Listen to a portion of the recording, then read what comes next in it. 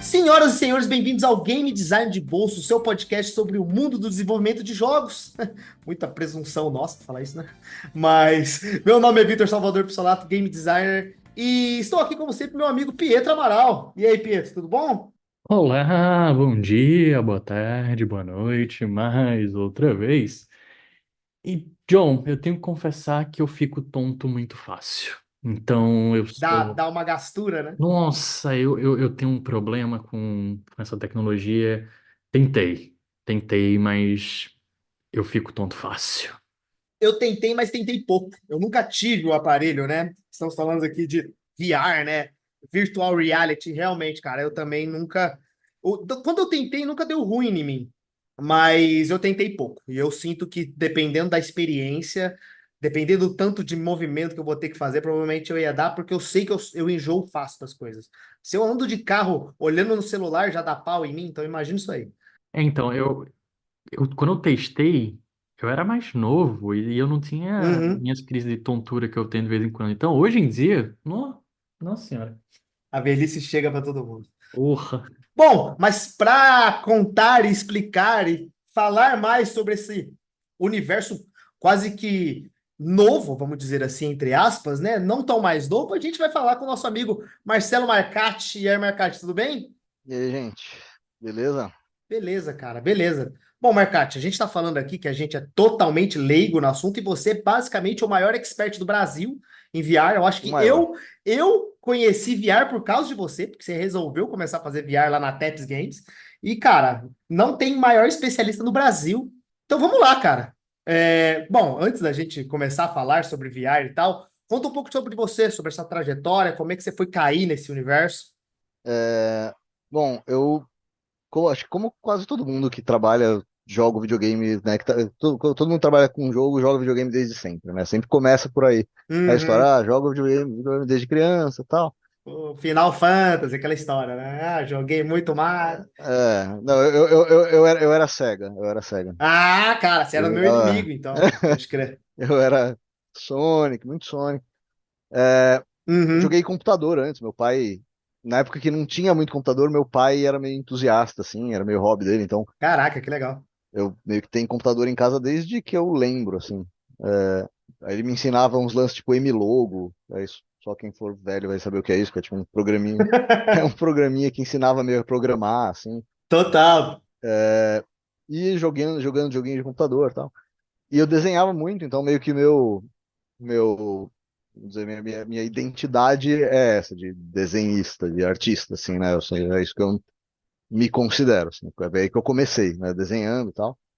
E, e sempre gostei muito de videogame e tal, e acabei in- indo nessa direção. Só achei que ia mais para animação no começo, quando eu estava fazendo faculdade ali, mas lá pro final da faculdade acabei conhecendo o Marcos Cusiol, que era o chefe do departamento um departamento de games lá do Itaú Lab. E ele foi a primeira pessoa que eu conheci que tinha alguma coisa a ver com videogames, né? Todo mundo que vem aqui comenta até que, cara, não sabia que tinha isso no Brasil antes de descobrir, assim, Isso, e cair de paraquedas, normalmente. exatamente, exatamente. Não, ele foi dar uma aula como convidado lá na faculdade, e aí eu me pendurei na perna dele, assim. Sim. Cara, me leva, me leva. Eu faço o que quiser de graça, Exato, eu tal. faço Aí, café, né? Se precisar. isso. Aí ele falou, não, não, acho que a gente consegue alguma coisa pra você e tal. E aí ele me chamou pra ser bolsista lá no Itaú Lab. E aí que eu comecei fazendo 3D, animação pra games e Legal. tal. E serious games lá, né? Era mais umas coisas Uhum. tipo.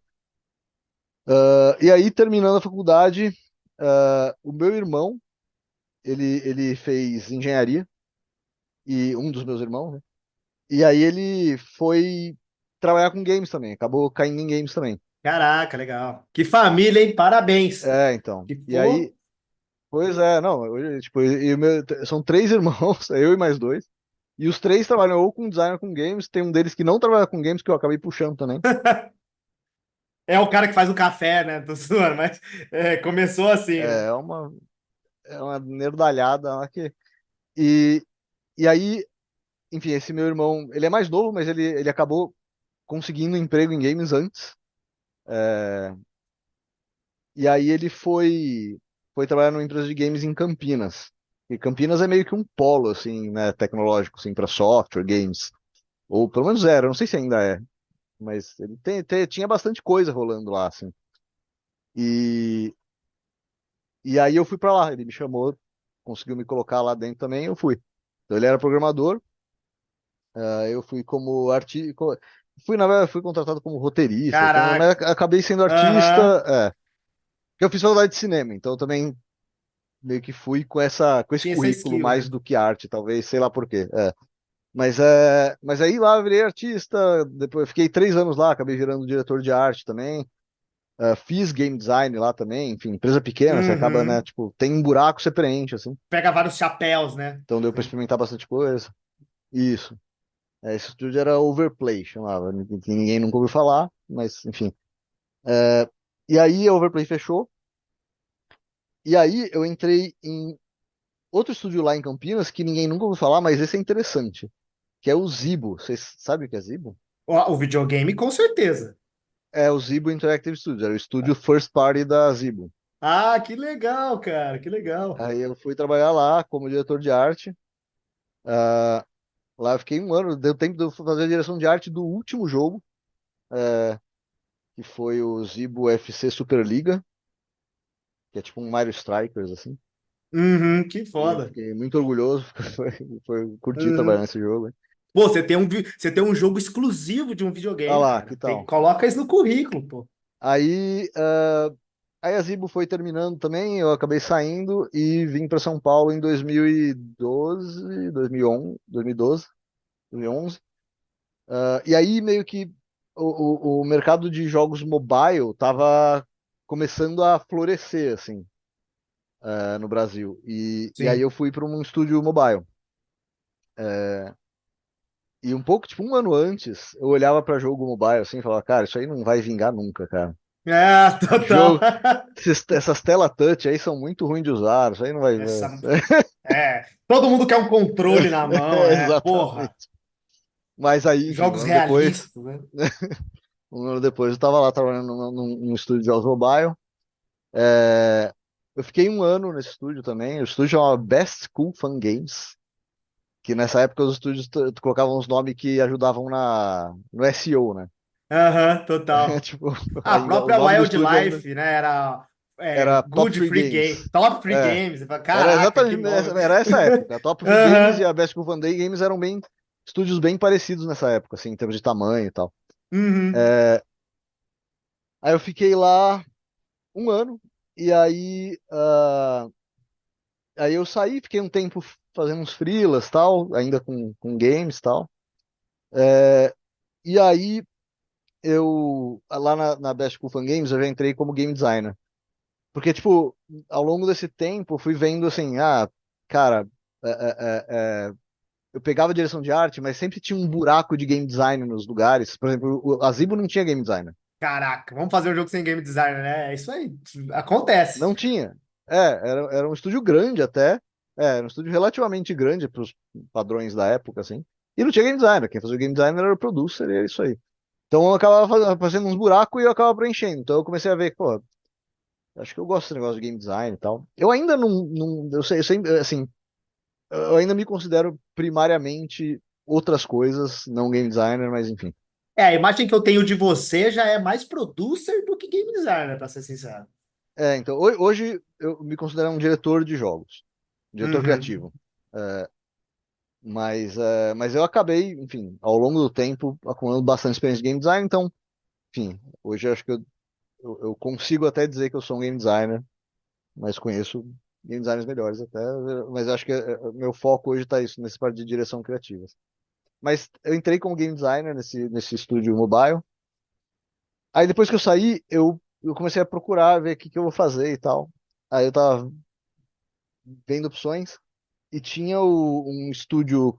que estava começando, tinha um ano ali, acho mais ou menos, 2 anos, acho que um ano, que era a Taps Games, que ainda era super pequenininha Uhum. e era do lado de casa, tipo, do lado de casa, sabe, Porra! para ir a pé, assim. E eu já tinha conhecido o pessoal lá, tal, tinha achado o pessoal legal, tinha uma pessoa lá do estúdio que eu trabalhei antes também, então eu até, e eu já tinha tido algumas conversas de aí, né, tipo, tem vaga lá, tal. Mas eles sempre falavam, cara, a gente tá contratando gente muito júnior por enquanto e tal, né, não tem budget ainda e tal. Mas, cara, eu tava quase fechando com uma empresa em Campinas de novo, aí ia ter que ficar indo e voltando. Aí eu resolvi falar pra eles, cara, quanto vocês podem me pagar? Eu, eu tô topando, assim, sabe? É do lado de casa, tipo, Porra, não vou gastar, né? Pensa aí, só a grana e o trampo de ir pro outro, pois já pagava o negócio.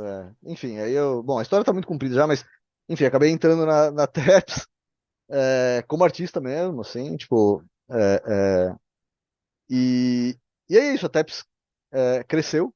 A TEPS foi o primeiro estúdio que eu trabalhei que eu vi crescer bastante, assim, realmente crescer, ser saudável e tal. Ela tinha um time fudido no começo, assim, eu acho que isso foi o legal da TEPS, tinha um time muito bom. Juntou um pessoal muito foda, assim. E, e aí começou a ter uns hits e tal. Começou a estruturar, acabei virando diretor de arte. Depois virei PO, né? Até tinha uma estrutura ali que tinha Uhum. uns product owners e tal. Mas nessa época aí já era 2015,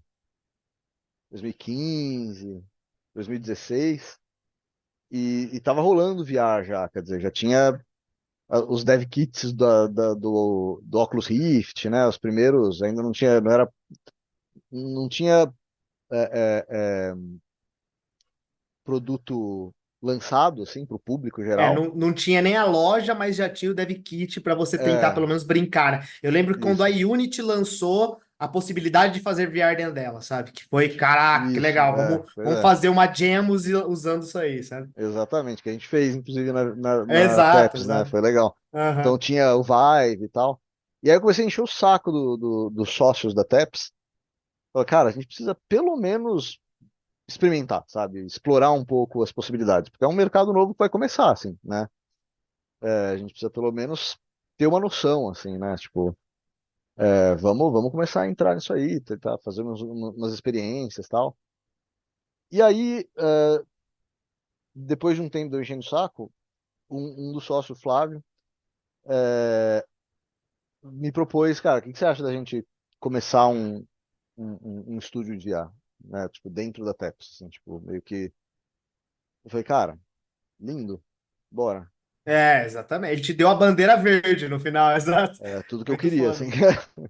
E aí a gente começou super pequenininho, quer dizer, a gente começou eu mais um programador júnior, o Uhum. Valdir Rodrigues,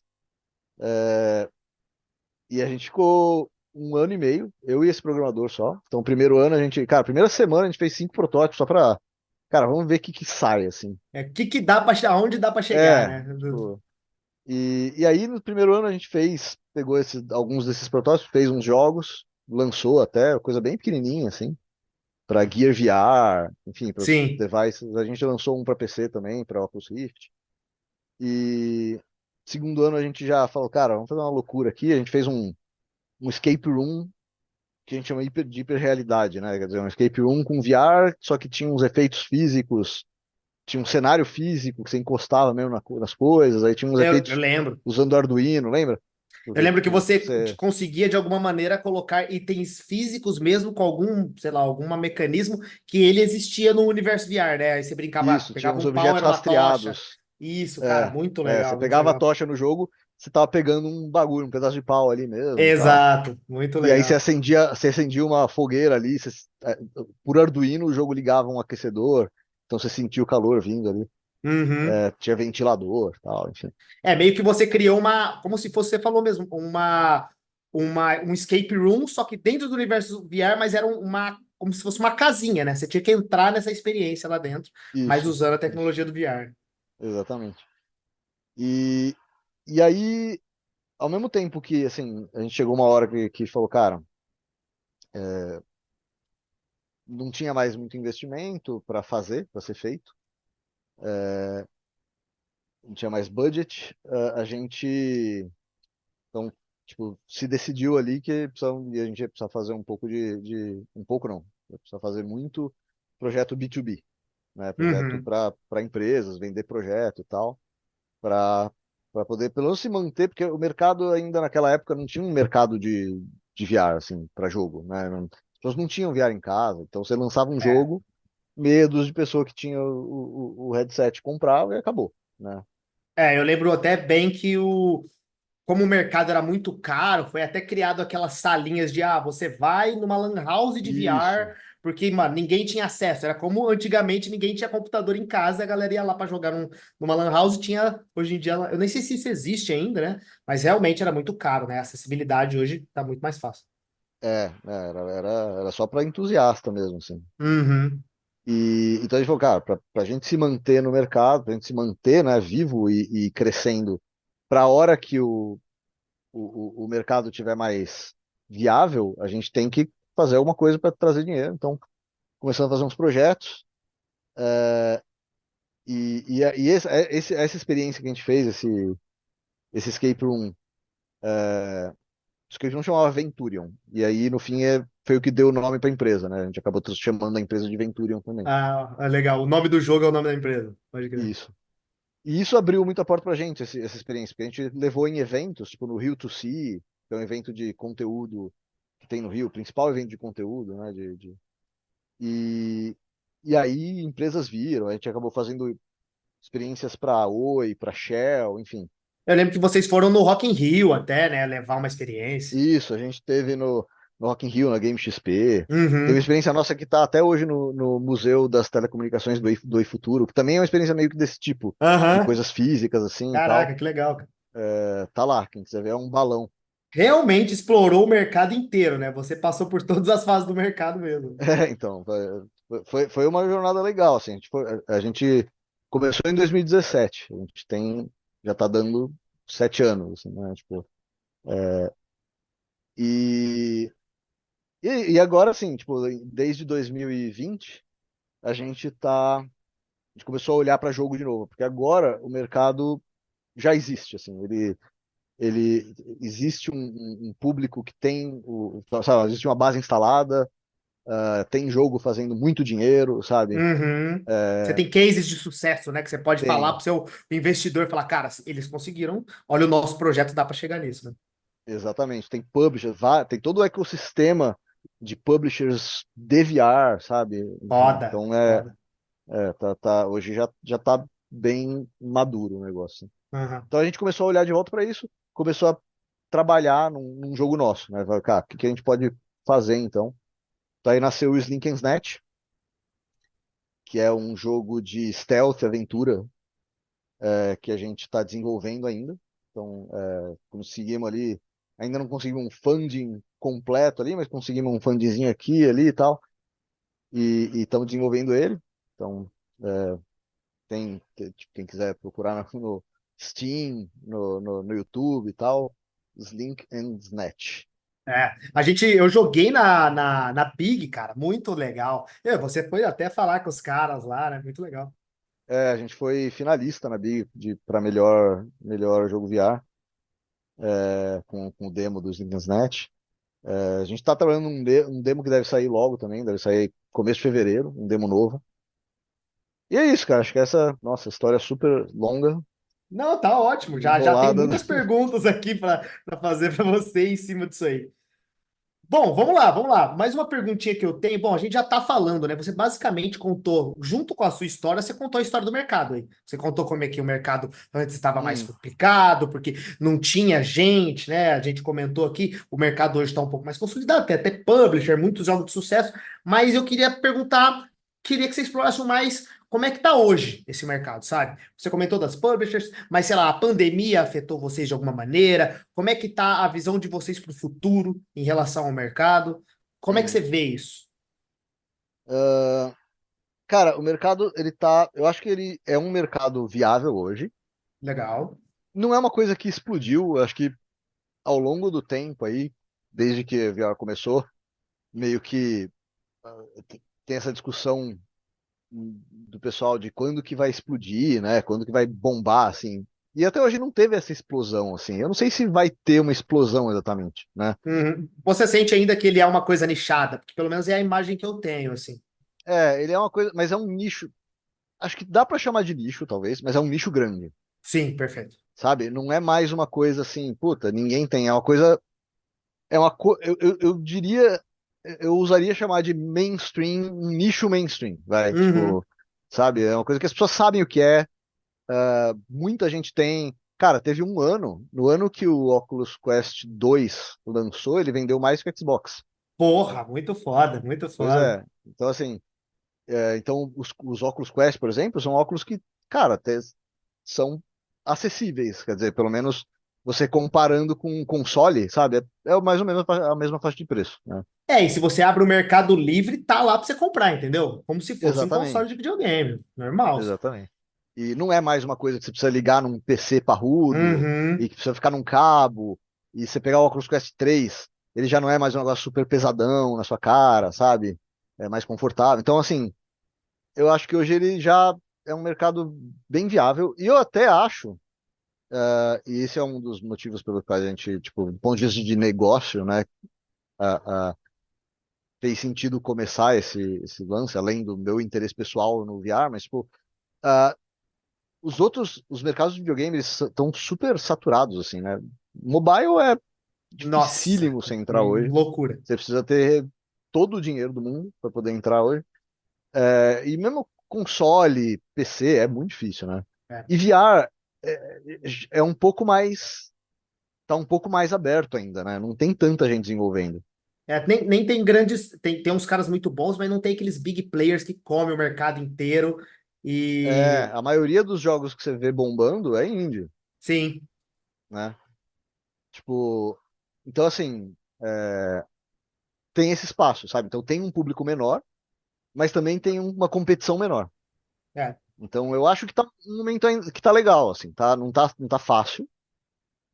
Eu acho que a pandemia, eu acho que deu uma bombada, principalmente foi uma época, é É. difícil mensurar, porque também coincidiu a pandemia com uns avanços muito rápidos do VR, assim. Então é Ah, que difícil você dizer legal. que foi a pandemia, sabe? Veio tudo junto, né? Não dá para tirar. É, Você vai tirar um é, elemento, você não consegue falar que realmente foi o resultado foi uma coisa, né?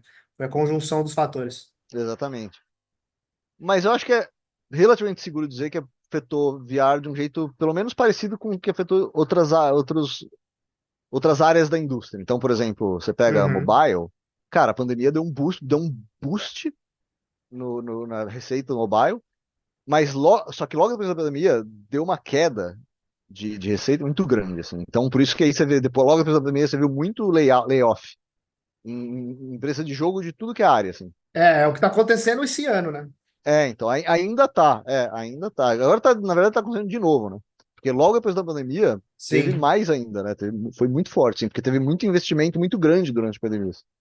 Os hábitos de jogo das pessoas aumentaram durante a pandemia, as pessoas esperavam que eles continuassem, Ia se manter. mas não continuaram, voltou. Exatamente. Então, assim, VR aconteceu isso também. Logo depois da pandemia, deu uma queda braba Uhum. ali. Inclusive, a gente estava quase conseguindo funding para o Slinkersnet. E, cara, perdemos. Várias empresas começaram a dar para trás e falar, ó, tipo, várias empresas que a gente estava conversando que já estavam meio que estava encaminhado o fund, já estava, sabe, a gente já estava bem, falaram, ó, a gente não faz mais funding de Putz. desenvolvimento e tal. É, começou a ser, tem que ser uns negócios muito certeiro, menos funding, aí acaba que a É, galera, vocês estão trabalhando numa exatamente. coisa que a gente até comentou, é um nicho grande, mas ainda assim, né? O cara não pode apostar as fichas. Não tem ninguém colocando rios de dinheiro, né? Uhum, Tipo, uhum. você não vai ver jogos de orçamento comparável com um orçamento de jogo AAA console, sabe? Nada nem perto disso. Você Sim, pega, tanto que você olha vamos dizer, os AAA, entre aspas, do VR, eles têm cara de jogo indie de console, sabe? perfeito. É, Mesmo se você sim. pega, por exemplo, o Assassin's Creed, vai. O Assassin's Creed VR, que lançou no final do ano passado, ele é um jogo considerado. Então, é um jogo considerado um jogão em VR, assim, sabe? Em termos de É, conteúdo e qualidade. Mas se você for comparar ele com um Assassin's Creed de console, ele é muito menor, muito mais simples. ele é uma fatia, né? Ele é uma pequena fatia. Ô, Marcati, e aí você está mencionando esse cenário, né? Eu queria até entender, assim, se isso é devido a alguma limitação da tecnologia em termos do aparelho. E aí, já incluindo nessas perguntas, né? Uma pergunta que a gente sempre faz quando a gente está pensando em outros mercados é quais são as limitações que vocês têm no dia a dia, que vocês têm que lidar e que isso acaba se tornando parte do design de vocês? Uhum. É, assim, sobre a primeira pergunta, essa é a grande, acho que é a grande pergunta, assim, né? Quer dizer, o que que, meio que destravaria uma adoção maior do VR, né? É o conforto do hardware? É difícil dizer, assim. Eu, eu tenho os meus palpites, assim. Acho que tem sim as limitações do tipo de experiência, né? Quer dizer, VR é uma experiência super imersiva e super que te envolve. Então, assim, ele não é necessariamente a experiência que você vai ter quando você vai jogar, por exemplo, cara, o momento em que você vai jogar Animal Crossing não é o momento que você vai querer jogar VR. Uhum. Né? O momento que você vai jogar, sei lá, Cult of the Lamb, sei lá, um jogo que você senta no sofá preguiçosão ali, pega o controle e vai só piu, piu, piu, piu. É uma coisa só para passar o tempo no-brainer, né? Não é isso que é a experiência, né? O VR não é bom pra isso. Apesar que tem gente que joga assim, tem jogos relaxados e tal, mas ainda é uma coisa que você, cara, você tá colocando na cara, você tá colocando uma tela no seu olho e se imergindo lá dentro. Então é uma coisa muito mais. Tem um comprometimento maior, assim, né? Então é para momentos em que você quer uma coisa mais intensa, assim, né? Isso, e ainda precisa considerar que a maioria dos jogos é fisicamente intenso também, né? Você tá se mexendo e tal. Então talvez seja isso, o videogame, a gente tá falando de experiência de todo tipo e muitas delas é isso, é uma coisa que você faz relaxando e tal.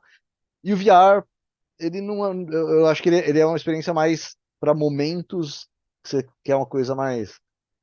Então pode ter isso pode fazer parte, assim. E também, acho que uma coisa que eu acho que ainda é verdade, apesar das pessoas ainda já meio terem uma noção melhor do que é o VR, ainda tem muita gente que não experimentou muito ou que experimentou pouquinho, sabe? Então, a ideia do que é o VR ainda não é uma coisa clara, porque não é uma coisa que você consegue mostrar num trailer, né? Exato. A experiência não tá ali, né? Você não consegue chamar tanta atenção até, né? É difícil. Exatamente, exatamente. Eu mesmo, às vezes tem um jogo que eu curti, eu joguei uma vez, curti muito em VR, assim, e aí eu fiquei muito tempo sem jogar ele. E aí eu lembro que eu gostei dele, mas eu não lembro muito por quê, assim. E aí a hora que eu coloco e entro de novo no jogo, eu falo, é por isso, isso. Você só consegue meio que ter essa noção quando você tá lá, sabe? Então acho que essa é outra coisa, tem um desafio de as pessoas entenderem qual que é o lance do VR, que precisa que a pessoa experimente, assim, experimente meio que um pouco in depth, sabe? Que evidentemente alguns jogos e tal, enfim. Eu acho que, enfim, tem várias possibilidades de por que isso. E talvez, eu acho que existe a possibilidade de talvez sempre ser um nicho. Eu não sei se. É que é difícil dizer o que vai acontecer, porque a tecnologia muda muito rápido, assim, né? Então Sim, a sim. mudança da tecnologia pode mudar completamente isso. Hoje, do jeito que ela é, eu acho que faz sentido que ela seja um nicho menor do que console. Porque é isso, ela é mais específica, assim, né? Então, É.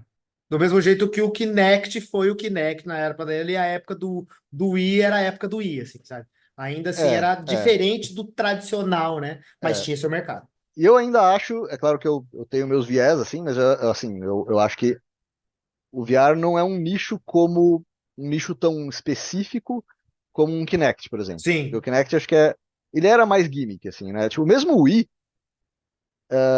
apesar do sucesso dele, o sucesso dele meio que ele conseguiu vender o gimmick, mas o que dava certo mesmo não era o gimmick, né? Quer dizer, a É, maioria dos jogos não usava o gimmick, assim, né? exato. o VR acho que é diferente no sentido de que ele acho que não é um gimmick como essas outras coisas. Realmente tem a diferença dele é mais essencial, assim, sabe?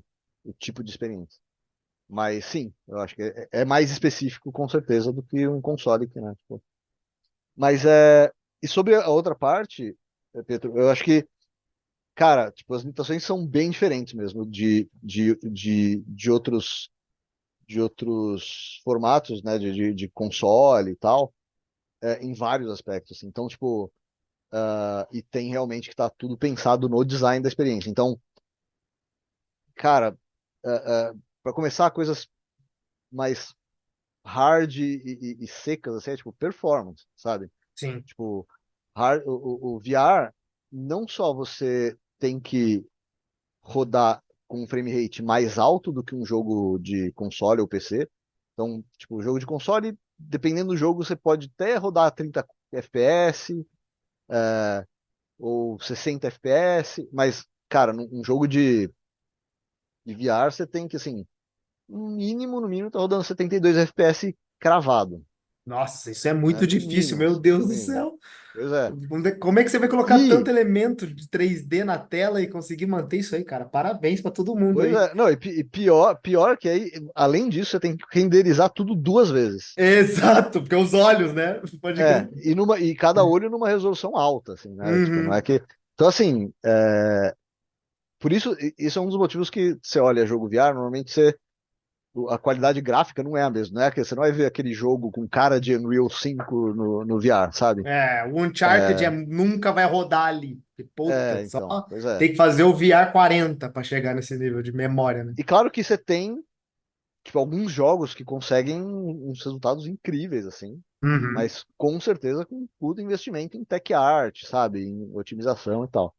Os caras fazem uma mágica ali com shaders e tal, que eles conseguem rodar, mas é difícil. Por exemplo, o Slink, que a gente está trabalhando agora, ele se passa meio que num mini open world, assim. Open world é uma palavra forte, tipo, mas você não tem fases com tela de loading no meio. Você tem uma cidadezinha que você pode explorar, e é tudo aberto. É uma área aberta até, né? Eu lembro que era que você pode ir para qualquer lado. Isso.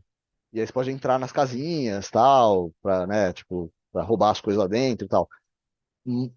Cara, pra conseguir fazer isso, cara, foi um investimento de tempo e sabe, de resolver pepino ali enorme. A gente tem que usar um sistema de carregar e descarregar setores do cenário conforme você vai andando e tal, bem complexo, assim. Então, assim, isso já é uma limitação que, quando você tá pensando, você tá, tipo, pensando no jogo, até no conceito do jogo, eu já tô pensando, cara, como que eu consigo resolver problemas de performance que esse tipo de design pode me trazer, assim, Uhum. É, você tem que se preocupar É, isso desde o começo, quando você está pensando no design. desde o começo. Então, por exemplo, eu só considerei fazer um jogo semi-open world ou um mundinho pequeno porque eu já fui pensando, tá, eu conseguiria resolver desse jeito. Então, o design de progressão do jogo já é pensado mais ou menos considerando essas coisas, enfim. Mas tem outras coisas, por exemplo, enjoo, é uma coisa que vocês comentaram. Apesar que isso mudou muito com o tempo. Uma coisa que, tipo, há 2, 3 anos atrás, isso era um ponto super importante, assim, tipo, né? Você Uhum. vai fazer um jogo, você tem várias regras de várias coisas que você pode fazer para minimizar isso. Então, movimento do jogador, o que você pode fazer, o que você não pode fazer, você tem que ir, enfim, tem todo um um conhecimento que você tem que ir construindo de como fazer uma coisa confortável. É bem complicado, assim. Isso ainda é verdade, mas hoje, curiosamente, a maioria dos jogadores não tem enjoo, assim. Interessante. Enjoo, assim, é uma coisa que muda, conforme você vai jogando, você vai perdendo. Eu, por exemplo, tinha muito enjoo, mesma coisa que vocês, assim. Eu não podia. Tanto que jogos VR normalmente eles têm opção de locomoção. É, o link, né? Assim. Isso, você pode se mover que nem se move num jogo normal de VR, num Assassin's Creed da vida, você aperta pra frente e o jogador arrasta pra frente. Ou você pode fazer o teleporte, né? Vários tipos de teleporte que o pessoal costuma implementar. Então, você aponta para onde você quer ir, ele pisca e vai para onde você quer. Hoje, os jogos mais recentes, por exemplo, Assassin's Creed mais recente, não tem isso, se não me engano. Não tem essa opção.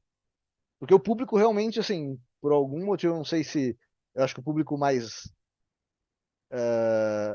Que tá jogando há mais tempo, talvez tenha acostumado, mas mesmo o público novo, não tem mais. Eu acho que teve algumas coisas que ajudaram nisso, tipo, o hardware melhorou, então o Uhum. frame rate tá melhor, a resolução tá melhor, tudo impacta no enjoo. Tudo. Tudo que você puder imaginar impacta no enjoo. Tipo, e então hoje já não é um problema tão grande. No jogo que a gente está fazendo, a gente tem essa preocupação. Então a gente acabou.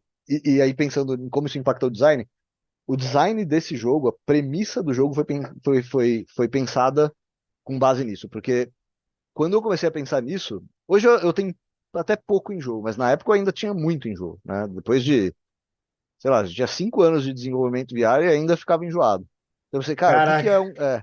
Então, o que que é um jogo de exploração, que eu me sinta livre para explorar um ambiente grande, sabe? Que eu possa ir para qualquer lado com agilidade e tal, que não vai me enjoar e que também não vai me tirar do jogo, porque o negócio do teleporte te tira um pouco do jogo, né? Ele é muito É, não sim. diegético, assim, ele é muito, sabe? Tipo, Uhum.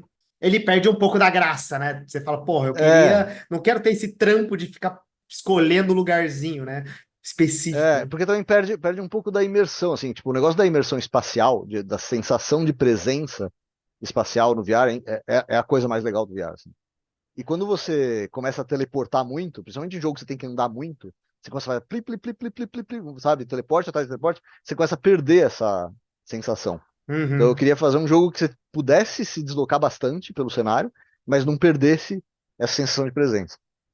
E aí eu pensei numa mecânica de grappling hook, né? Que você tivesse um grappling hook que você engancha num lugar do cenário e ele te puxa para aquele lugar super rápido e não dá tempo de você ter em jogo, entendeu? É, É, e ele mascara esse teleporte, né? E ele, na verdade, coloca isso, ele no universo. Isso é muito legal, né? exatamente. Então ele explica um pouco isso e também não é um teleporte no sentido de que você não simplesmente some de um lugar e aparece no outro. Você realmente faz o caminho, mas é muito rápido. Perfeito, perfeito. Muito bom. É uma solução muito foda. Então a gente prototipou bastante, testou bastante e chegou numa velocidade legal e tal. E falou, putz, cara, isso aqui funciona, isso aqui tem futuro. E aí a gente começou a desenvolver isso, assim. Mas é isso, hoje isso mudou um pouco. Enfim, a gente acabou fazendo um jogo que tem Smooth Locomotion, que é como a gente chama, né? De você apertar pra frente e andar. E tem o Grappling Hook. ah, e a gente acabou fazendo um sistema que você não precisa escolher um ou outro, você simplesmente usa o que você preferir, assim. Perfeito. Então, se você, sei lá, é uma pessoa que normalmente costuma ter enjoo, então você prefere usar o Grappling Hook, mas de vez em quando você quer experimentar o Smooth Locomotion, é só usar, sabe? Você pode. Mas hoje parece que mudou isso. Tem vários jogos grandes. Tem um dos maiores lançamentos que teve agora no final do ano passado foi um jogo chamado Asgard's Wrath 2, Tô sabendo. sabe? Pro Quest 3. Muito foda, cara. Fiquei sabendo, muito louco. Incrível. Esse jogo é incrível. Esse jogo ó, tipo. E ele não tem também, não tem teleporte, se bem me lembro, assim. Então tá começando a aparecer uns jogos grandes que nem estão colocando mais teleporte, porque Uhum. parece que o público em geral acabou já de algum jeito meio que se adaptando, assim. É, e eu acho que conforme a indústria vai fazendo mais jogos, né, vai se testando o que que funciona, o que que não funciona, e as pessoas do próximo jogo aprendem aquilo lá, ah, legal, os caras fizeram dessa maneira a Com certeza. movimentação e ele funciona, né? Você pode fazer um paralelo com controle de videogame, né? Os controles foram ficando cada vez melhores, né? E, sei lá, tecnologia de combate, isso é muito legal, né? Exatamente, exatamente. Vai padronizando algumas coisas, né? Criando uns standards e tal. Isso é uma coisa que é bem no desenvolvimento VR, é muito forte, assim, porque em console, PC, você tem vários paradigmas de design que estão bem estabelecidos já, né? Então Exato. você consegue, aquele paradigma você não precisa nem pesquisar, você já sabe como funciona. Você sabe que botão costuma fazer o quê, né? É, exato, setinhas, assim. E como você faz um pulo que fica legal, tal. No VR, cara, tem que partir do zero. Então, boa parte do trabalho de UX em VR, de design no geral, assim, cara, começar a pegar os jogos que funcionam bem, ver quais são os seus benchmarks de, cara, isso aqui faz isso aqui muito bem, vamos tentar seguir esse padrão. Então, tipo, tem muito disso, assim. E é muito louco que, tipo assim, há 5 anos atrás, provavelmente era desbravamento, assim. Todo mundo tentava qualquer coisa para ver se É, dava certo, e aí um fez melhor do que o exatamente. outro, né? E aí legal, pegou a referência. E o que criou vários experimentos muito interessantes, sabe? Uhum. Tem, tipo, formas de locomoção que foram inventadas naquela época, que acabaram não virando padrão, mas que são super interessantes, assim, sabe? Tipo, Foda, que legal, cara. Ô Marcates, e uma coisa que me vem na cabeça, assim, é como é que vocês pensam a sessão do jogador, né? Porque quando a gente olha para o mobile, a gente pensa no público-alvo. Então, pô, esse jogador aqui, se for um jogo casual, ele não vai gastar tanto tempo. Normalmente a gente pensa ali no tempo de commute, né? Que a pessoa está fazendo um ônibus. Já um jogo mais hardcore, a gente pensa num tempo maior. Só que você já mencionou, né? O próprio aparelho hoje ele cria uma certa fatiga para o olho, então tem um limitador até físico, né, para isso. E como é que vocês pensam na sessão e até se tem esse cenário de, tipo, não, para esse tipo de jogador dá para ter uma sessão mais longa, e como é que vocês trazem isso durante o desenvolvimento do jogo? boa pergunta, cara. Isso acho que é um ponto super importante também no design, porque tem isso, né? Quer dizer, o tempo de resistência ali, digamos, do jogador no VR varia muito, assim. Tem gente que joga 15 minutos e tá cansadão já. Então, assim, depende sim do público, do tipo de jogo que você está fazendo e tal. Mas, como boa prática, assim, por default, digamos assim, uma regra meio geral, que a gente, pelo menos, meio tem em mente quando a gente está pensando no design da sessão e tal, é assim, em 15 minutos, o jogador tem que conseguir. E no fim das contas, isso não é tão diferente se você for ver de jogo de console, né? Mas, enfim, acaba calhando dos tempos serem, talvez, baterem um pouco, assim. Uhum. Porque em 15 minutos o jogador tem que conseguir conquistar alguma coisa. Ele tem que conseguir algum avanço. Essa é meio que uma regra meio padrão, assim. Tipo, porque se ele só aguentar 15 minutos de jogo, ele conseguiu avançar alguma coisa, sabe?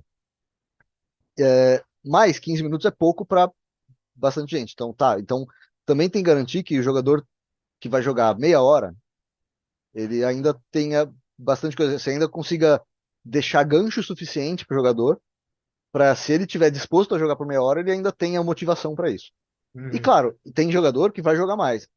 Então, e aí começa a depender já do público. Então, num jogo tipo Sneak and Snatch, que é um jogo de aventura, né, de stealth, aventura e tal, a gente já imagina um jogador que não é um jogador que. Esse não é o primeiro jogo que ele está jogando, provavelmente. É um jogador que está procurando uma experiência mais envolvida, mais profunda, mais longa, quer dizer, é um jogo de aventura, não é um jogo, por exemplo, de ritmo, né? Tipo, é um jogo que o jogador está provavelmente tá disposto a jogar mais, né? O nosso público, a gente, e olhando para outros jogos, né, para benchmarks, jogos que a gente considera no mesmo gênero e tal, a gente também pesquisou tempo de sessão e a gente viu que, cara, o tempo de sessão estava ali, talvez numa média de meia hora para mais. Então, é isso, a gente considerou, mas a gente ainda considera que, cara, 15 minutos o cara tem que conseguir conquistar alguma coisa, não só por causa que ele pode estar cansado de jogar, mas porque é uma boa prática de qualquer jeito você não precisar tanto investimento de tempo assim para conseguir algum avanço, né, no jogo. Então, acaba não sendo tão diferente. Mas é isso, a gente tende a pensar nesse sentido. Para esse público desse tipo de jogo, eu acho que é relativamente seguro você pensar em sessões de meia hora até uma hora para jogadores mais envolvidos. Nos playtests que a gente fez com os protótipos, a gente viu isso, né? Os playtests, a gente deixava o jogador jogar quanto ele quisesse. Tinha alguns playtests que a gente fez acompanhando o jogador e outros que a gente mandou o jogo e pediu pro jogador dizer quanto ele jogou. E no geral, era isso, era entre meia hora até chegou a ter playtests de uma hora e meia, assim, sabe? Legal. Então, entre meia hora e uma hora, assim. Mas sim, isso talvez seja um pouco mais importante mesmo pensar no tempo de sessão para um jogo VR do que para um jogo console, apesar de que os tempos talvez batam um pouco. Mas talvez seja um pouco mais crítico por isso, porque não só o jogador pode estar, sei lá, não ter tempo para investir, ou ele pode estar fisicamente cansado mesmo. Bom, eu queria voltar a falar um pouquinho novamente sobre o mercado, né? A gente já comentou também sobre o começo da indústria e tudo mais. A gente falou de como está a indústria também hoje. E eu queria entender um pouco mais também da parte, digamos assim, das lojas, da distribuição dos jogos. Queria entender com você como é que tá essa imagem. Hoje em dia tem alguma loja que é específica? Eu sei que antigamente cada hardware tinha sua própria loja e tudo mais. As plataformas hoje, que a gente sabe no tradicional, né? As lojas pegam 30% da fatia de jogos tradicionais. Como é isso pro VR? Existem, sei lá, algum sistema diferente? É muito parecido com o tradicional? E para lançar uma coisa, é muito trabalhoso? Precisa se pagar alguma taxa? Como funciona? Cara, no geral, o básico funciona meio igual, assim. Você tem mais ou menos os mesmos, mais ou menos não, os mesmos fees aí, né, de 30% no geral, tal. Uhum. No Steam é exatamente a mesma coisa, funciona igual você lançar um jogo VR ou um jogo não VR. E nas outras é por aí também. O cenário hoje tá assim, você tem PC é um mercado, então o PC é basicamente Steam. Quer dizer, você tem a loja da Oculus no PC, mas não é. Hoje ela está meio abandonada, assim, não é onde as pessoas compram. Você tem uma loja que chama Viveport, que é específica da HTC Vive, mas são meio que só, sabe, tipo, meio que satélites, né? Acho que hoje, Uhum. como em outros, como em qualquer tipo de jogo, o principal, o dominante é o Steam. Mas a PC no VR hoje é uma fatia bem pequena, assim. É mesmo? Caraca. O principal hoje está basicamente no Quest. No Quest e PlayStation VR 2. Se não me engano, o Quest ainda domina. É que é difícil. Quest e PlayStation VR a gente não tem muita noção dos números, né? É, fechado, né? Total. Mas, mas eles dominam de longe, Né, você assim. pensar em Tipo, número de aparelhos, né, comprados, provavelmente é os dois mais vendidos, por isso até que as lojas sim. ficam vivas, né? Assim, de receita. Tem. A maioria dos jogos grandes, cara, tem muito, muito jogo grande que nem lança no PC, assim. Tipo, e tem sim os exclusivos, né? Então, por exemplo, esse Asgard's Wrath 2 que a gente estava falando é exclusivo do Quest. Ah, então já existem esses contratos, né? Não, inclusive eu acho que ele é first party, o Asgard's Wrath 2. Mas tem contrato de exclusividade, sabe? Uhum, E o uhum. Asgard's Wrath 2, por exemplo, a Oculus podia ter lançado para PC na plataforma deles de PC, mas nem lançaram. Eles lançaram realmente só para Mas nem a, quiseram. a, a Oculus, a Oculus, né? Meta, né? Tipo, eu ainda chamo de Oculus, mas Meta. Tipo, Uhum. a Meta, aparentemente, nem ela, sim, desencanou de PC. Assim. O lance deles agora, a plataforma é o Quest, que é, para quem não sabe, o Oculus, o Meta Quest é a plataforma, é um headset que você não precisa ligar no computador. Você pode ligar no computador e jogar jogos do computador com ele, mas ele tem um processador dentro dele, então ele roda os próprios jogos, né? Você não precisa ligar em nada, assim. E isso é muito legal, né? Porque antigamente a gente tinha toda a dor de ter que ter uma PC parrudo e tudo mais. Isso. Agora, a facilidade que virou, como se fosse você comprar um videogame, o óculos é o videogame, né? Você É o compra videogame, ele e já exatamente. tá tudo ali. Sobre o portar, né? Você falou, tem o do PlayStation, imagino que você vai precisar do Dev Kit do PlayStation, não sei. Como Aham. é que é fazer, por exemplo, no mobile, hoje, antigamente era bem mais trabalhoso você fazer o port do iOS para depois fazer do Android. Antigamente, mesmo tinha o Windows Phone e era mais trabalhoso e hoje está mais simples. Fazer esses ports e gerar builds para esses dois caras é simples hoje ou requer trabalho a mais, digamos? Eu acho que é, é bem similar a outras, tipo, sei lá, mobile. Mobile acho que não. Mobile é mais fácil hoje em dia. Mas sim, você tem um port, porque você tem um trabalho de port. Você não simplesmente cospe para duas plataformas diferentes, sabe? Uhum, Tipo, você faz para Oculus Quest, Meta Quest, e aí é só fazer uma build diferente para o PlayStation VR 2. Não. Você tem que fazer, porque são SDKs diferentes, né? Então, são perfeito.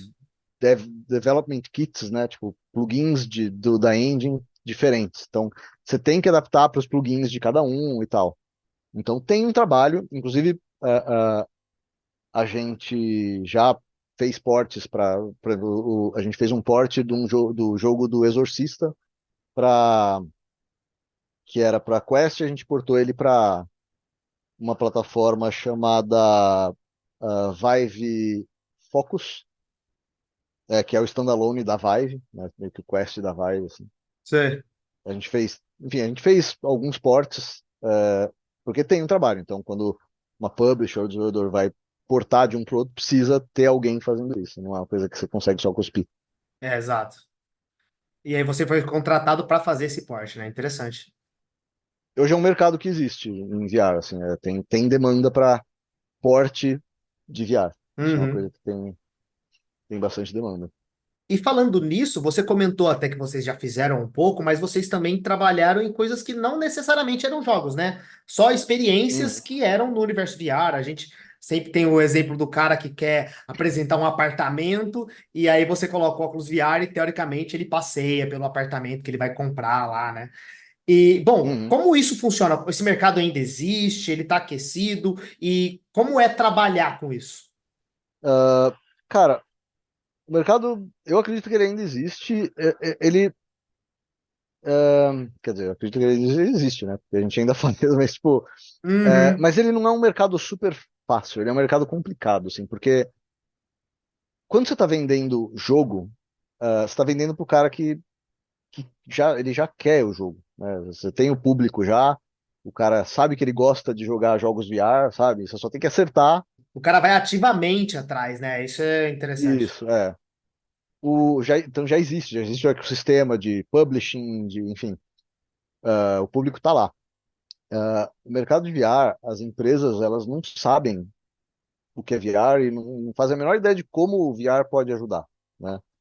Então, o trabalho de vender isso para a empresa é muito difícil, porque nenhuma empresa está procurando VR. Você tem que oferecer o serviço falando, olha o quanto que é Você tem que legal, ir né? atrás, exatamente. Ou até tá procurando, mas como uma firula, assim, um gimmick. Então, a gente queria colocar um VR aqui no nosso stand no evento tal, mas o que vocês querem? Qualquer coisa, um negócio em VR aí. Eles querem mais falar que tá em VR do que É, ter alguma coisa quan- interessante. só que aí o cara acha que vai custar R$ 200 e é isso aí, sabe? E Uhum. é caríssimo, né? Desenvolver um projeto customizado de VR é caro para esse tipo de coisa, assim, né? Tipo, quer dizer, caríssimo. É caro, não é uma coisa barata. É Dependendo do um que for, projeto, né? tipo, não é exorbitante, mas é caro. É software, tipo. Então, assim, é um mercado que sim existe, ele tem um potencial enorme, porque o VR, por exemplo, para treinamento, para visualização de coisas, cara, ele realmente é um game changer, assim, sabe? Então, por exemplo, a gente fez um projeto nosso hoje que está rodando faz um tempão já, porque a gente já fez e continua updatando isso aí. É um showroom virtual para máquina agrícola, tipo trator, sabe? Caraca, que específico. Então, super específico. E Pô, muito legal, muito legal. a gente tá fazendo isso por uma das maiores fabricantes, que chama Case IH, é uma das maiores fabricantes de máquina agrícola do mundo, assim. E, e a gente, inclusive, esse a gente fez para VR, mas para não VR também. A gente tem, você entrar no site da Case, você vai Hum. ver o nosso showroom lá, em real time, e tal. Você pode olhar em volta da máquina, abrir o capô, ver o motor, entrar na cabine, enfim, mexer as coisas ali, tipo, e, e aí tem a versão VR também. E, cara, tipo, aquelas máquinas custam milhões e milhões de reais cada uma, né? Tipo, Sim. muitos milhões. E aí, e elas são gigantescas. Você vê uma foto, você não tem noção do tamanho. É tipo um dinossauro, assim, sabe? É, o Tipo, bagulho é uma nave espacial, quase, né? porque você vê a foto, você acha grande, mas a hora que você percebe que o pneu é duas vezes o seu tamanho, só o pneu é duas vezes o seu tamanho, você fala, cara. Sim, sim. Então, assim, imagina você levar essa máquina para algum lugar, pra uma feira, sabe, para um evento, mostrar para um cliente, como que você faz, sabe? Mesmo no showroom físico do cara, quantas máquinas o cara consegue colocar lá? Então, assim, você ter isso em VR e a pessoa poder ter a sensação de presença, de estar realmente olhando para ela em detalhes, sabe? Poder entrar Pô, na muito cabine foda. e tal, cara, muda tudo, muda todo, sabe? Faz economias gigantescas, assim, pro cara, né, na venda do produto. E é a grana, né? Pô, esses caras têm dinheiro para pagar um projeto Exatamente. desse, assim, né? E é legal que funciona, né? Então é isso, quer dizer, hoje o VR acaba sendo esse tipo de escala de projeto é para empresas muito grandes, sabe? Uhum. Sabe, empresas bem, sabe? Mas a gente também fez coisas menores, por exemplo. Mas é sempre uma coisa. A gente fez um projeto não VR que eu até comentei já foi a experiência que a gente colocou no Museu das Telecomunicações da Oi Futuro lá no Rio. Então essa é uma experiência mais educativa, tal, né? Ela é mais um storytelling educativo ali, assim. A gente fez ou experiências de marketing também, que a gente fez, por exemplo, da Oi no Rock in Rio, foi uma experiência mais de marketing, tal. Curiosamente, a gente nunca fez uma de arquitetura, coisa assim.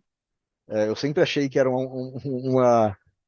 uma, uma área com potencial grande para VR, mas Aham. também é uma área que investe diferente, assim, eles já têm os jeitos deles de fazer as coisas, ou às vezes é, o estúdio acaba fazendo alguma coisa em VR mais simples internamente, mesmo estúdio de arquitetura, sabe?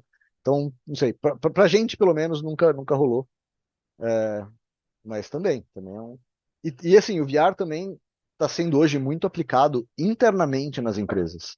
E principalmente em empresa muito grande, muito de alta tecnologia, assim, mas aí é mais como parte do workflow de trabalho deles, assim. Então, por exemplo, design de carro, design automobilístico, usa muito hoje VR no estúdio de Ah, design, que foda. Que né? Tipo, foda, cara. então o cara às vezes não precisa sempre fazer um modelo, aqueles modelos físicos que os caras fazem, sabe, Uhum. aquelas massas lá, que os caras vão modelando. Uhum, Provavelmente eles sim. ainda fazem isso também, mas tipo, Mas tem a eles versão no. têm a versão em Uhum. VR. O cara tá fazendo o design do bagulho lá e vendo em tamanho real na frente dele ali como que tá ficando. Ele pode sentar sabe, no assento do motorista, ver como que tá ali, até a ergonomia você consegue testar, sabe? Caraca, muito legal. Então, Ô Marcati, e aí uma coisa que tinha que ser, eu acho que por muito tempo foi é, misturada uma com a outra, era VR e o AR, né, que é o Augmented Reality. Eu vou pedir para você explicar um hum, pouquinho quais são as diferenças dos dois, mas eu queria também entender, ainda há uma certa competição entre os dois? Um dia houve alguma competição entre os dois mercados? E como é que está o estágio assim? Hoje em dia se vê algo como uma junção futura? Há possibilidade de junção futura desses dois mercados? Como é que está esse cenário? é, então, o VR e o AR, então deixa eu dar esse overview aí do que é cada um, né? O, o, eles têm, tecnologicamente, eles são meio bem irmãos, assim, eles têm muita coisa em comum, mas basicamente o VR é ambientes imersivos virtuais, digitais, mas a palavra-chave é imersiva, quer dizer, você está dentro desse ambiente. Quer dizer, você é transportado de onde você está para esse ambiente. É quase como se fosse outro universozinho, né? Pode-se dizer assim. Isso, sua visão está completamente tomada pelo ambiente virtual, né? Então você não está mais aqui, você está no mundo sei lá, dos Vikings, Uhum. enfim. O AR, ele é meio que contrário, você trazer elementos virtuais para o mundo real. Então você, por exemplo, através da tela do celular ou até um óculos de realidade mista, você vê o lugar onde você está, a sala onde você está e tal, você continua vendo o mundo real, mas tem objetos virtuais adicionados a esse mundo real. Então você vê sei lá, você vê um personagem virtual na sua frente, na sua sala, né? Ou ali onde você está mesmo. Eu tenho sempre a referência do Pokémon Go, né? Você consegue Isso, chamar o Pokémonzinho, ele tá ali no seu celular, mas ele tá teoricamente brincando na tua sala de estar. isso, é isso aí. Então, o que eles têm em comum é que, no fim das contas, os dois ah, funcionam a partir do rastreamento do seu movimento em relação ao ambiente e ancorando essas coisas virtuais meio que nesse nessa referência de espaço real. Puta, não dá pra entender nada que eu falei, né? Mas, tipo, Tá teórico, é, mas tudo tipo, bem.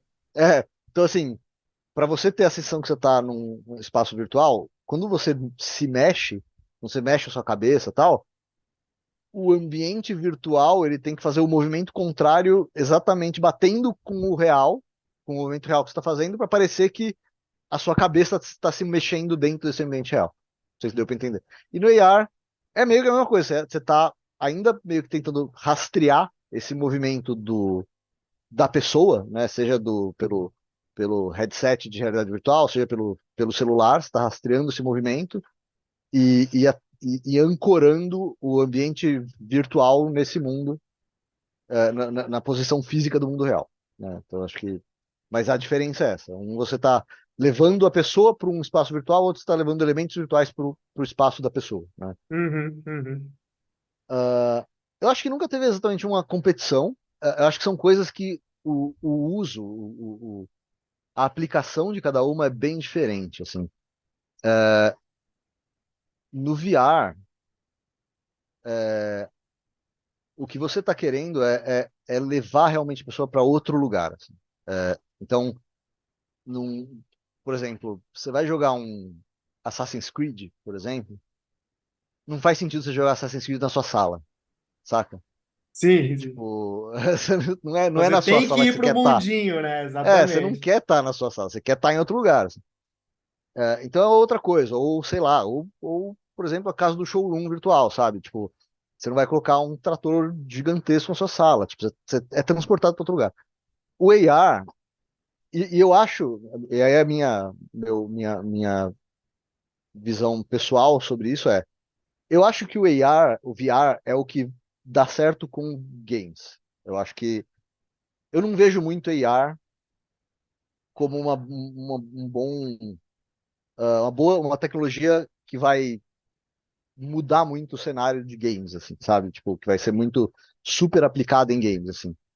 Porque é isso, o jogo você quer criar todo um ambiente diferente, que você pode fazer o jogador fazer o que quiser, você pode fazer o jogador se mover por esse ambiente, do jeito com liberdade e tal, É, até ser outro personagem, né? Até ser outra figura, digamos assim. até ser outra pessoa, ser outra Uhum. coisa, se ele quiser, né?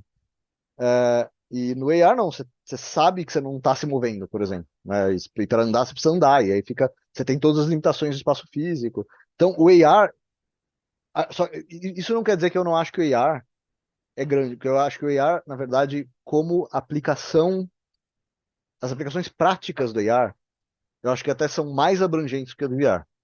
Eu não acho que é muito em jogo, mas eu acho que em todos os outros as áreas de comportamento humano ela pode impactar. E eu acho que o dia que o AR tiver super bem resolvido, é que o AR é mais difícil de resolver bem, porque você ter essa visão do mundo real sendo bem confortável, sendo super clara e confortável e tal.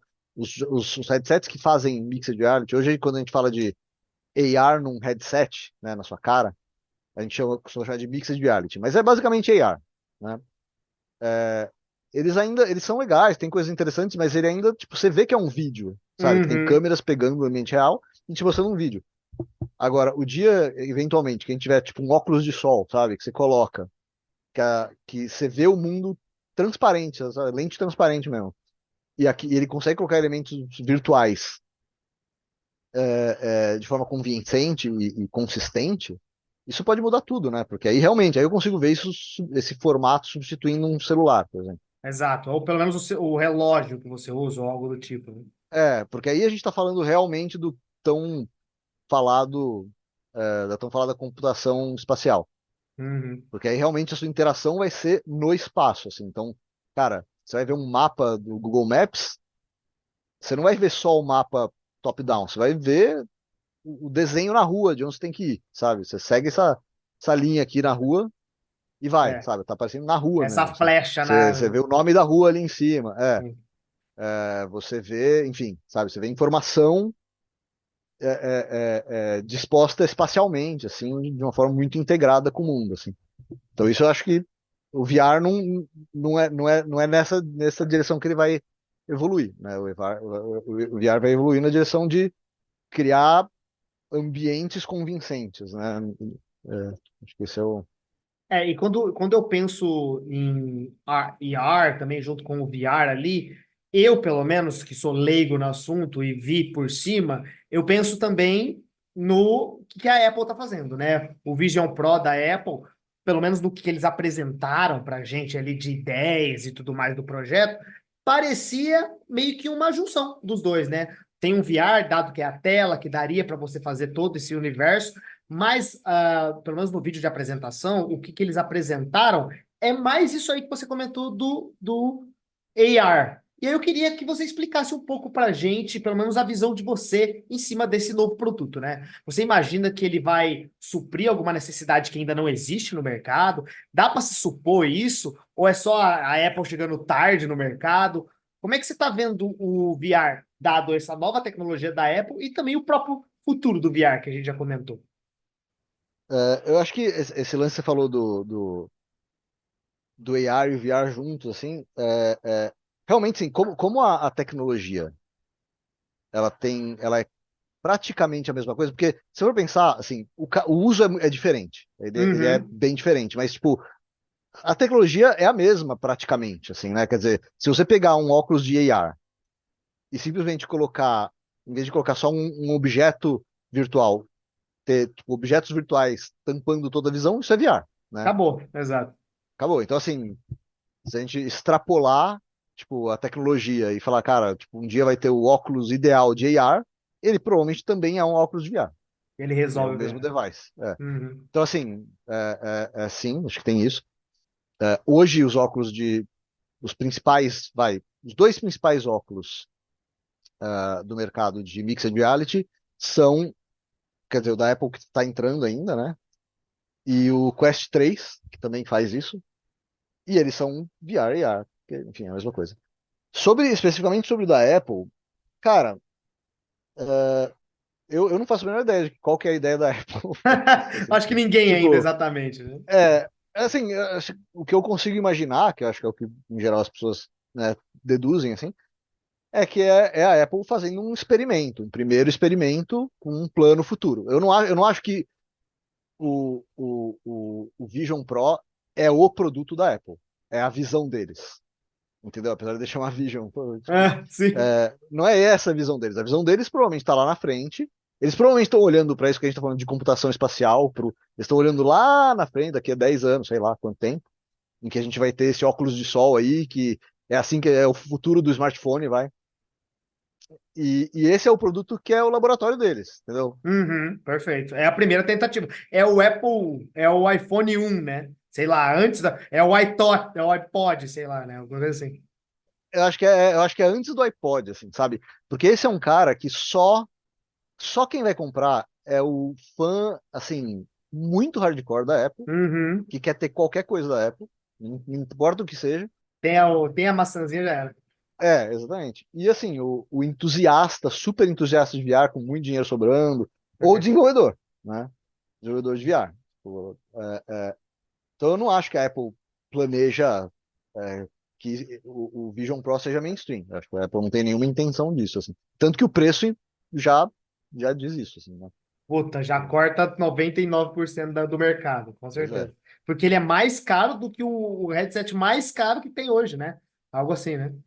Mais caro que o mais caro é difícil, porque tem uns headsets não muito conhecidos que são insanos. Você Sim, dá para você tem, você você escalar, tem né? headset em todas as faixas de preço, mas sim, ele é tipo, o cara que. E outra coisa que eu acho curioso é que eles não lançaram esse headset com controle. Uhum. Ele não tem controle. Então, assim, eles dependem só de hand tracking. Isso para jogo mata, assim. É. Você não vai ter um ecossistema de jogo só com hand tracking. Ele já perdeu a biblioteca de muito jogo, né? Não dá para portar uma, É, vou ter que é. fazer outra. E desenvolver jogo só com head tracking não é fácil. Sim, sim. Você limita muito. É parecido com desenvolver um jogo para tela touch. Aham, Tipo, exato. a input que você consegue fazer para uma tela touch é menos. Bom, claro que depende do jogo. Você pode pensar um jogo que funciona perfeitamente para tela touch, mas em geral ele é mais limitado do que dá para fazer com controle. Com controle você consegue, você abstrai o input e consegue colocar um monte de coisa, né? Uhum. Na tela touch você tem talvez menos coisas que você pode fazer ali. No mínimo é uma limitação que a galera vai ter que resolver no futuro, sabe? Mas não é É, algo é, simples, assim, já de primeira, né? sim, sim. Então, assim, já mostra que eles não é um headset que eles estão com a intenção que vire mainstream, né? Tipo, é realmente um experimento, assim. Legal.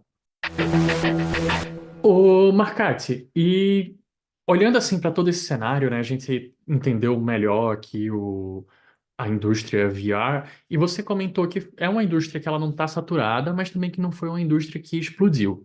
E aí eu venho com, novamente, duas perguntas, porém relacionadas, né?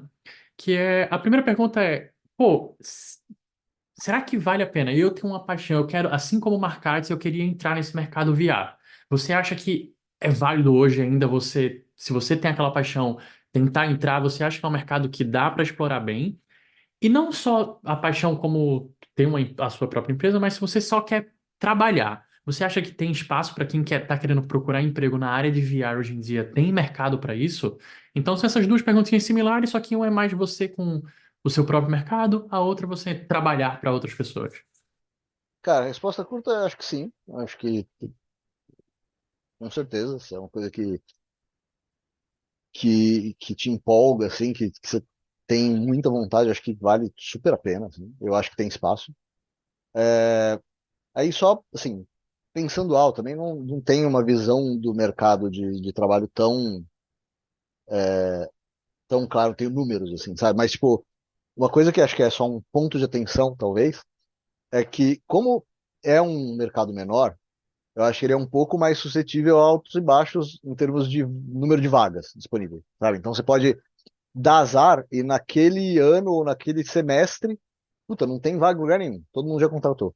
E aí isso é a seguinte, putz, todo mundo tá precisando de gente, sabe? Tipo, é comum acontecer isso, assim. E quanto menor o mercado, mais suscetível a isso. Por exemplo, mercado de mobile, se você quer trabalhar no mercado de mobile, provavelmente você acha uma vaga sem grandes problemas, né? Tipo, comparativamente, né? Porque tem muita empresa mobile, e em algum lugar você vai achar, né? Em VR tem esses, você fica um pouco mais suscetível a isso, assim. Mas, cara, assim, falando do ponto de vista de quem contratou por bastante tempo, teve que contratar várias vezes e tal, e que está sempre. é, é, Quando eu preciso contratar, não tá super fácil, sabe? Não tá assim, nossa, tem gente sobrando, assim, sabe? Não, tipo, você. Especializado de alguma maneira, né? E a gente nem, em geral, nem coloca experiência com VR como um pré-requisito, assim, sabe? Ele é uma vantagem, mas não é um pré-requisito porque a gente não vai achar, sabe? A gente colocar isso como requisito, a gente vai se limitar muito, né? Então, normalmente a gente contrata pessoas que a gente acha boas, mas não necessariamente que, às vezes, não tem experiência com VR nenhuma, sabe? Mas só boa, a gente vê que a pessoa consegue aprender, consegue pegar e tal. A gente Então, assim, você não precisa ter necessariamente experiência com VR. O que é importante é você ter uma noção, assim. Então, tipo, se a pessoa vem fazer entrevista, eu começo a perguntar de VR e a pessoa não olhou, não gastou meia hora para olhar quais são os headsets, como que tá o cenário mesmo aqui, quais são os nomes de alguns jogos, sabe? Pelo menos, ver alguma coisa. Então, assim, mas você não precisa ter experiência, assim, porque, pelo menos, do meu ponto de vista, de quem já contratou, assim, né? Quando eu contrato, eu não coloco isso como um pré-requisito absoluto. Mas mas é isso, eu acho que normalmente quando eu vou contratar não tá fácil, ou seja, provavelmente tá bom para quem tá procurando emprego, né? Tá todo mundo empregado, sabe? Normalmente eu vou procurar alguém que eu descobri, tipo, no LinkedIn, que parece bom e tal. Cara, o cara já tá em um lugar, sempre, né? Não tem muita gente assim, pelo menos que eu tenho procurado e das vagas que eu tenho tentado preencher, que tá muito. Então eu acho que sim, sim. Resumindo, cara, vale a pena. E eu acho que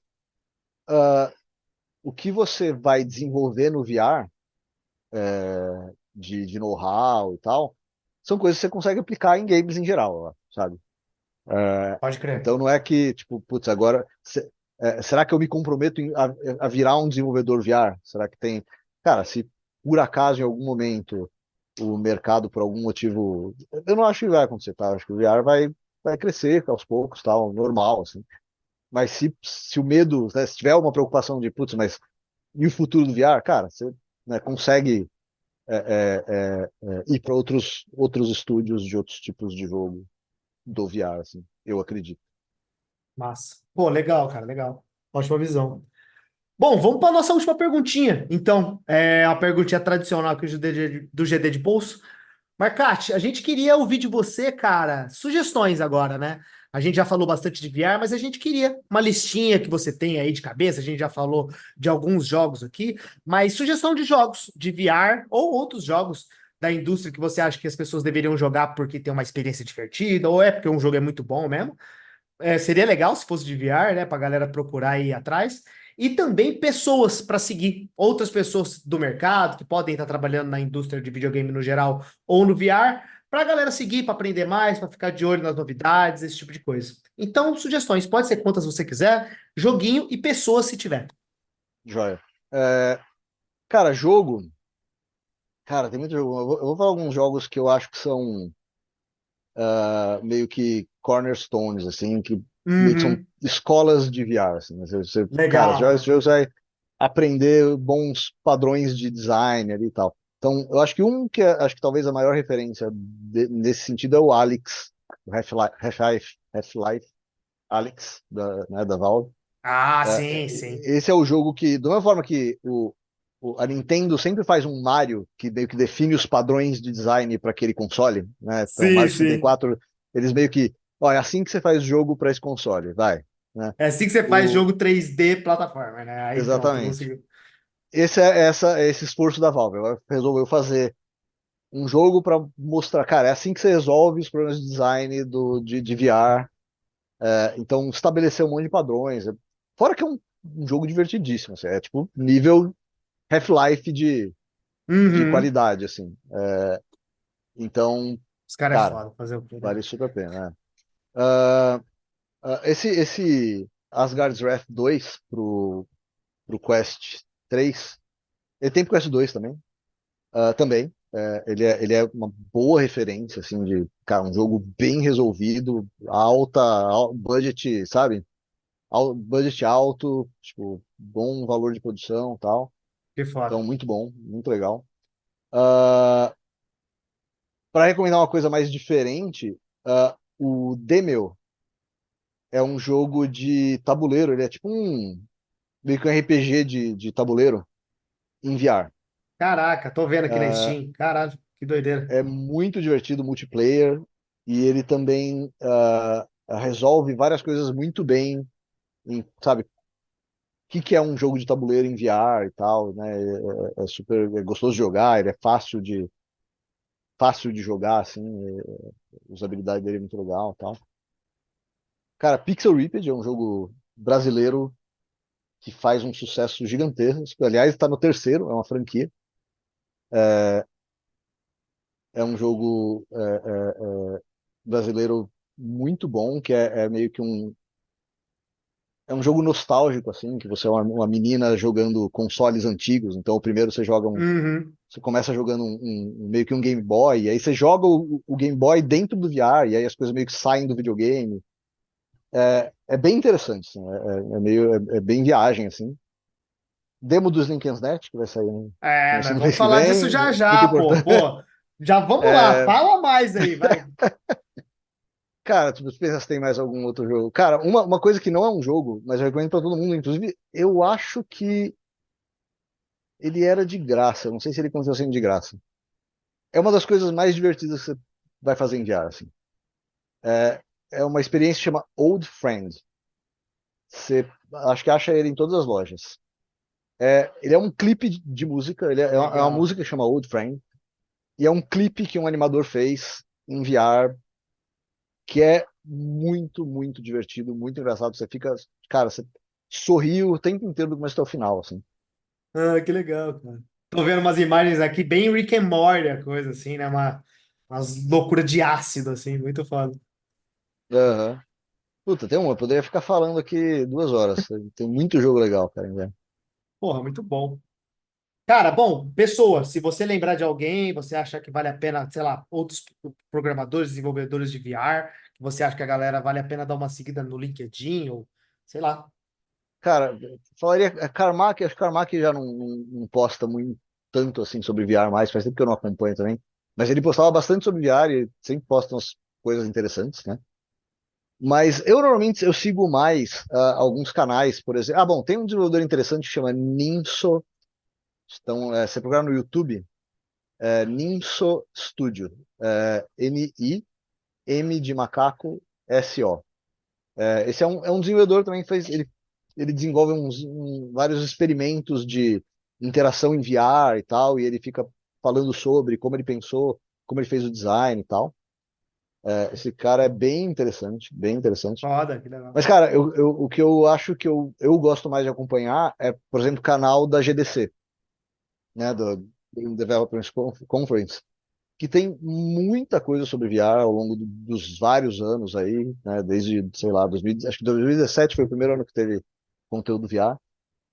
E tem O Vault muita, lá, né, com as coisas. tem muita coisa, e, cara, é onde você vai achar as coisas mais interessantes, provavelmente. Tipo, é muito toque de VR. Então, se procurar GDC VR, você vai ter conteúdo o resto da vida aí para explorar de IA. Porra, legal, cara. Valeu. Bom, e agora, pelo amor de Deus, fala um pouco mais sobre o jogo, né? A data, como é que tá o desenvolvimento. Conta um pouco mais pra gente. Cara, a gente ainda não tem data. A gente tá, por enquanto a gente tá para agora, a gente tá focando nesse demo. Então a gente ainda a gente fez alguns playtests mais fechados que a gente, se você tem interesse em fazer playtest, é só entrar no nosso Discord, Slinkensnet. Boa. Aí são processos, quem entra lá, a gente acaba dando uma chave para fazer o playtest e tal. Mas agora, no começo de fevereiro, a gente vai lançar uma demo pública. Que aí você vai conseguir jogar toda a primeira parte ali do tutorial, né? Que é, tipo, você vai explorar um templo antigo ali. E é isso, a gente lança esse demo no começo de fevereiro. E aí a gente vai, enfim, quanto mais pessoas jogarem melhor, a gente quer que as pessoas conheçam o jogo, a gente quer também pegar feedback das pessoas, ver o que as pessoas acham. Então acho que vai ser um momento bem importante aí para o desenvolvimento. Mas depois disso, a gente ainda não tem uma data fechada, a gente tem um jogo que a gente espera fechar aí no metade do ano, mas ainda não é uma promessa. Então Uhum. estamos vendo ainda. Tá, vamos indo, Mas né? é isso É, aí. eu vi que o Slick and Snatch tá na Steam. Vocês pretendem lançar ele para PC? Como é que é? Sim, a gente pretende lançar para PC, para Quest, né, Quest 2, 3, e para Pico, que é um outro desenvolvedor que não é tão conhecido no Ocidente, mas eles são bem grandes na China, Ah, principalmente. foda. Na China, Japão. Então também vão lançar para o Pico 4. Pô, legal. Então entra lá na página lá do Slinkersnet, bota nas listas de favoritos, lista de desejos, né? Quando sair, a gente Boa. joga tudo. E entra no Discord, né? Pô, legal demais, cara. É isso aí. Marcate, valeu, cara. Obrigado pelo papo. Eu acho que a aulão de Valeu, eu VR foi agradeço. muito foda, velho. Obrigado mesmo. É, fica aberto aí se você quiser contar mais alguma coisinha, se divulgar mais Aventurion. Cara, eu acho que é isso aí. Acho que eu já fiz todo o jabá aí já. Tá total. Valeu. Cara, valeu. Brigadão. Obrigado mesmo Muito pelo bom. papo. Curti. Tamo junto, velho. Tamo junto. E também valeu mesmo o nosso amigo Pietro Amaral aí. Valeu, cara. Valeu, valeu, Marcate. Foi ótimo ter você aqui, porque a gente pode entender um pouco desse mercado que eu acho que a gente, quando fala muito do. Eu e o John, quando a gente fala de jogos, né, a gente fala muito do que a gente conhece. E é interessante trazer esses outros cenários e entender as limitações, as dificuldades, mas também o que é interessante fazer, né? Que foi exatamente isso que você trouxe pra gente. Legal. Então, acho que a gente apresenta esse tanto cenário tão grande de desenvolvimento de jogos que não é só o jogo mobile, que não é só o jogo de computador. Então, tem muita, muita coisa para ser explorada e muita gente é apaixonada por isso, como você é apaixonado pelo VR, né? Então foi muito bom ter você aqui. Legal, brigadão. Curti demais. Tamo junto. John, é, se eu tô no universo do GD de bolso, o que é que eu não posso perder? Ah, legal. Bom, se você quiser ouvir esse e outros episódios, né, do nosso podcast, é só você seguir a gente nas nossas agregadores de podcast, o Google Podcast, o Spotify, o Apple Podcasts. Você entrando lá e procurando por Game Design de Bolso, você vai ver esse e outros episódios da casa. A gente tem muito episódio para sair esse ano ainda, já estamos lançando alguns bem legais. E, claro, os episódios dos anos passados, do ano retrasado, tem muita coisa boa com vários outros desenvolvedores para você ouvir. E, claro, se você quiser ouvir também seguir a gente nas outras redes sociais para ficar sabendo automaticamente quando que sai um episódio novo. É só procurar a gente lá no Twitter, no Twitter ou no Instagram por @GD de Bolso, que lá sempre a gente manda novidades e tudo mais. E se você estiver ouvindo esse podcast lá no Spotify e quiser dar uma moral pra gente, é só entrar lá, tem um jeito de dar um rating na gente, dar umas 5 estrelinhas, que ajuda muito na nossa divulgação e espalha a palavra do Game Dev Brasil. Show, gente. Obrigado demais para quem ouviu até aqui. Um beijão no coração de todo mundo e tchau, tchau. Tchau! Tchau, tchau.